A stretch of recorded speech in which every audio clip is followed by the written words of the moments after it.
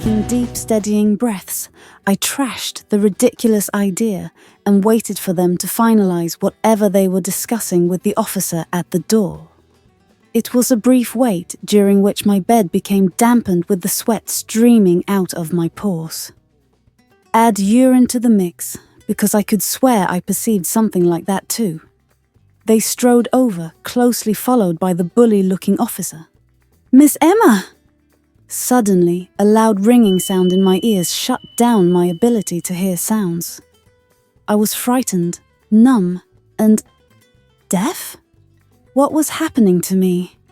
I asked myself, as self-pity broke the last pieces of my heart.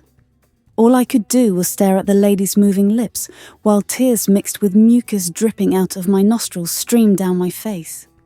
My life was over because of my stupidity and ignorance of a simple rule. The customer is always right. Why was my life miserable? Why? A sudden pain I could not describe pierced through my numbness. "See? I told you it would work." The officer's voice pierced through my deaf ears and brought me back to reality. My red eyes darted to her fierce face with obvious confusion. "Sign the document unless you don't want your freedom again.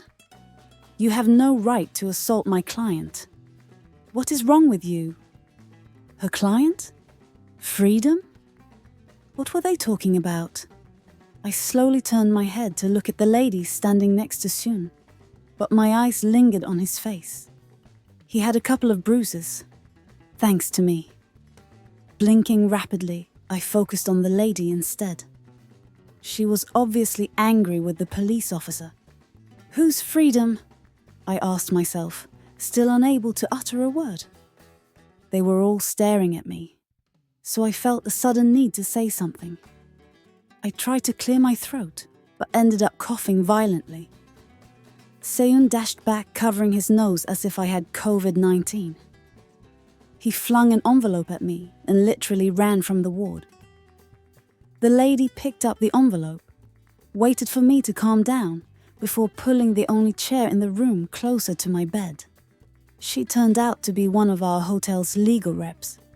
She clearly explained my rights and the terms of their settlement with Seon and his family.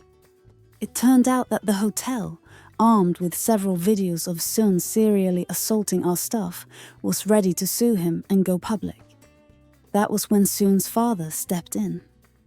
His family didn't want the negative publicity to taint his future political ambitions, so the charges against me were dropped.